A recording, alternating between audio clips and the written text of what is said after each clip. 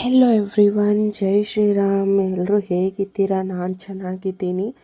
And ಇವಾಗ ನಾನು ಶೇಂಗಾ ಹೋಳಿಗೆ ಮಾಡೋಕ್ಕೆ ಅದನ್ನು ರೆಡಿ ಮಾಡ್ಕೊತಾ ಇದ್ದೀನಿ.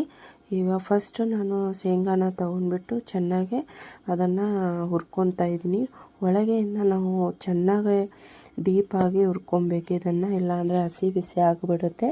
ಸೊ ಫಸ್ಟು ಸಿಮ್ಮಾಗಿಟ್ಬಿಟ್ಟು ಚೆನ್ನಾಗಿ ಹುರ್ಕೊಳ್ಳಿ. ಅದಾದಮೇಲೆ ಎಳ್ಳು ತೊಗೊಂಡಿದ್ದೀನಿ, ಒಂದು ಸ್ವಲ್ಪ ಎಳ್ಳು ಕೂಡ ಸಿಮ್ಮಾಗಿಟ್ಕೊಂಡು ನಾನು ಹುರ್ಕೊತಾ ಇದ್ದೀನಿ.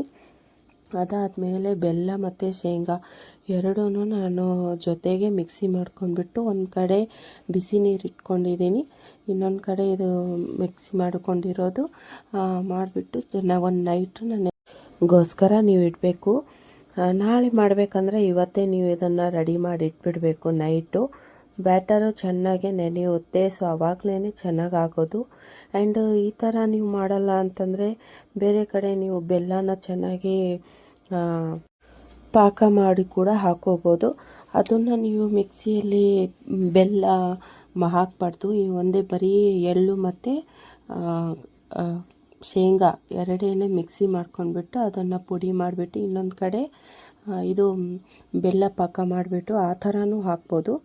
ನೀವು ಆ ಥರ ಇಷ್ಟ ಅಂದರೆ ಆ ಥರ ಮಾಡ್ಕೊಳ್ಳಿ. ಈ ಥರ ನನಗೆ ಈಸಿನೂ ಅನಿಸ್ತು ಆ್ಯಂಡ್ ಚೆನ್ನಾಗೂ ಬೇಗನೂ ಆಗಿಬಿಡುತ್ತೆ ಅಂತ ನಾನು ಎರಡು ಜೊತೆಗೆ ರುಬ್ಬಿಟ್ಟು ಬಿಸಿ ನೀರಲ್ಲಿ ಚೆನ್ನಾಗಿ ಅದನ್ನು ಇದು ಮಾಡ್ಕೊಂಡಿದ್ದೀನಿ. ಸೊ ನೋಡಿ ಇವಾಗ ಎಷ್ಟು ಚೆನ್ನಾಗಿ ಬರ್ತಾಯಿದೆ ಹೋಳಿಗೆ.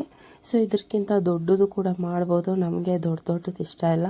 ಈ ಥರ ಇದ್ದರೆ ಚೆನ್ನಾಗಿ ಸ್ವೀಟ್ ಹತ್ತುತ್ತೆ. ದೊಡ್ಡದಾಗಿ ಸ್ವಲ್ಪ ದಪ್ಪ ಇದ್ದರೂ ಕೂಡ ಸ್ವಲ್ಪ ಬಾಯಿಗೆ ಚೆನ್ನಾಗಿ ಟೇಸ್ಟ್ ಇರುತ್ತೆ. ಸಣ್ಣ ಮಾಡಿಕೊಂಡ್ರೆ ಅದು ಶೇಂಗಾ ಹೋಳಿಗೆ ಥರ ಇರಲ್ಲ, ಬೇಳೆ ಹೋಳಿಗೆ ಥರ ಹತ್ತುತ್ತೆ ಟೇಸ್ಟು. ಸೊ ಅದಕ್ಕೆ ದಪ್ಪನೇ ನಾವು ಮಾಡೋದು. ಸೊ ಈ ವಿಡಿಯೋ ನಿಮಗೆ ಇಷ್ಟ ಆದರೆ ಲೈಕ್ ಆ್ಯಂಡ್ ಸಬ್ಸ್ಕ್ರೈಬ್ ಮಾಡಿ. ಆ್ಯಂಡ್ ಫೇಸ್ಬುಕ್ಕಲ್ಲಿ ನೋಡ್ತಾ ಇದ್ದರೆ ಫಾಲೋ ಮಾಡೋದು ಮರಿಬೇಡಿ. ಆ್ಯಂಡ್ ನೀವು ಯಾವ ಥರ ಮಾಡ್ತೀರಾ ಅಂತ ನನಗೆ ಕಮೆಂಟ್ ಮಾಡಿ ಹೇಳಿ. ಇಷ್ಟ ಆದರೆ ಲೈಕ್ ಮಾಡಿ, ಇಲ್ಲ ಅಂದರೆ ಡಿಸ್ಲೈಕ್ ಮಾಡಿ. ಬಟ್ ನಮಗೆ ರೆಸ್ಪಾನ್ಸ್ ಕೊಡಿ, ನಮ್ಮದು ವಿಡಿಯೋ ನಿಮಗೆ ಹೇಗೆ ಅನಿಸ್ತಂತ. ಆಯಿತು, okay, bye, good night and take care.